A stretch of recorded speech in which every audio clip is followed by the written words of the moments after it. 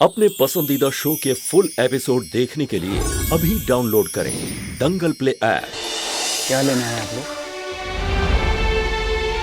बेटा, हम तो तुम्हें लेने आए हैं।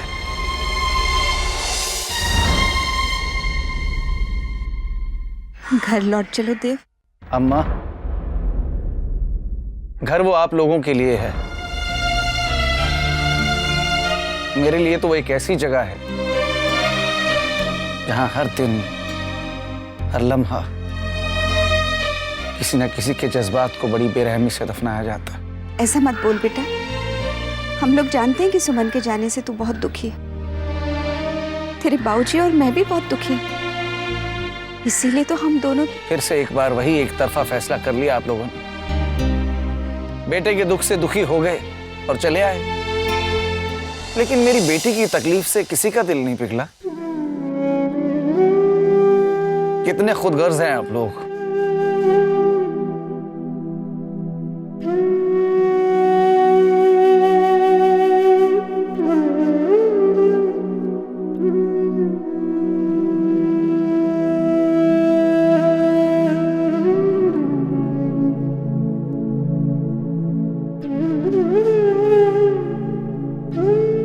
इतने कठोर मत बनो बेटा। हमें अपनी गलती का एहसास हो गया है।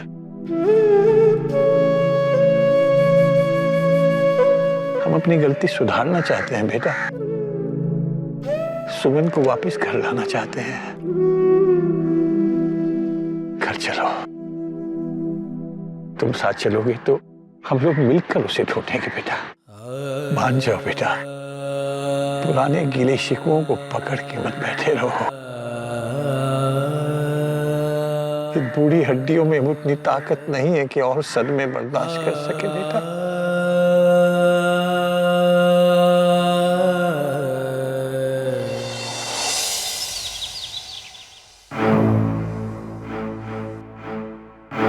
तो भोपाल के लिए कब निकल रहे हैं? मैं कल सुबह। अब लाइए, पैकिंग में हम भी मदद करते हैं। नहीं नहीं, हो गया। भैया, मैं भी चलूंगी आपके साथ। कंचन, मैं ये काम एकदम चुपचाप करना चाहता हूँ। मैं नहीं चाहता किसी को कानों कान इस काम की खबर हो। लेकिन भैया, मैं सुमन से मिलना चाहती हूँ एक बार। कार्तिक जी, अगर कंचन का इतना ही मन हो रहा है तो आप ले जाइए ना उसे अपने साथ। ठीक है, तो मुझे स्टेशन छोड़ने आ सकती हो। कंचन,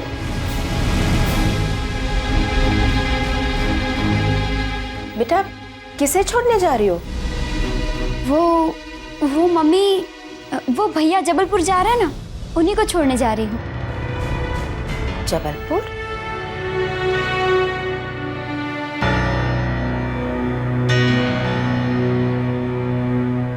तू जबलपुर जा रहा है?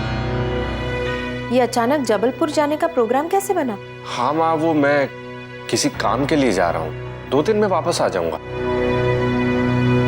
मम्मी, कल मैं भी भैया को छोड़ने स्टेशन जाऊंगी। ठीक है, वहां ठंड बहुत है, स्वेटर वगैरह सब कुछ ले लेना। हाँ, बाबूजी को बता दिया ना? जी।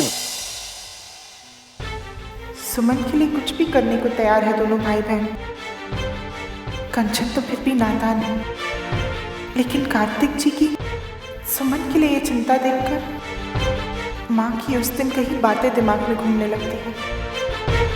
माँ ने पहले सुमन को कार्तिक जी के लिए चुना था।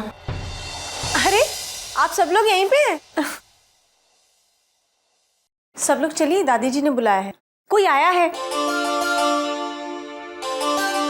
कौन आया है? चलिए तो, चलिए पता चल जाएगा। चलो।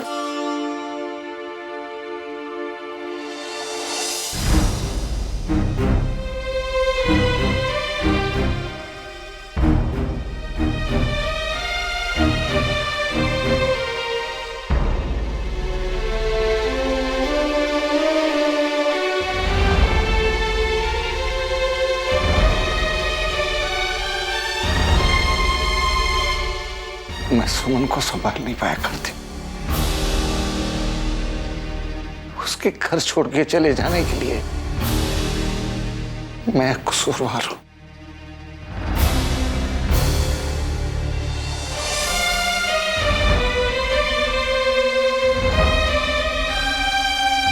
चाचा जी, संभालिए अपने आप को। आपसे जो कुछ हो सकता था आपने किया।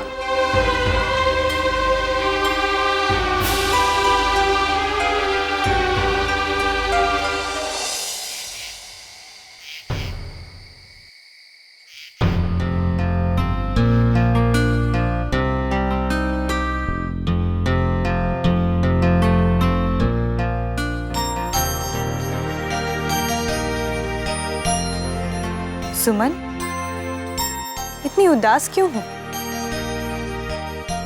कुछ नहीं। कैसे नहीं? कुछ तो बात है, बताइए ना। वो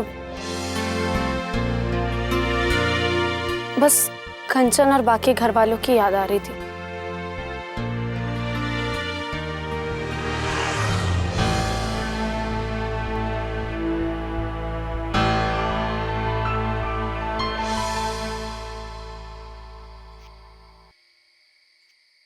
कार्तिक जी, आप? नमस्ते। नमस्ते, बैठे ना। अरे नहीं, मैं ठीक हूँ। देखिए ना, सुमन कितनी उदास है। अरे क्या हुआ सुमन जी? कुछ नहीं। आप बाकी के डॉक्यूमेंट्स लाए हैं? हाँ।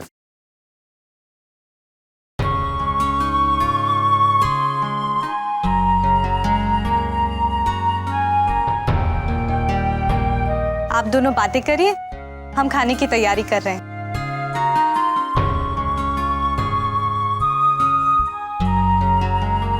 क्या बात है, आप इतनी चुप क्यों? ऐसे ही। कहने के लिए कुछ है ही नहीं। अरे लेकिन अब तो आपके पास बात करने के लिए बहुत कुछ होना चाहिए। आप अपनी जिंदगी की नई शुरुआत करने जा रही हैं, आपको तो खुश होना चाहिए। मैं आपके लिए इतना खुश हूं। पहले मैं आपको लेकर हमेशा परेशान रहा करता था, लेकिन अब आपको लेकर मेरी सारी चिंताएं दूर हो गई।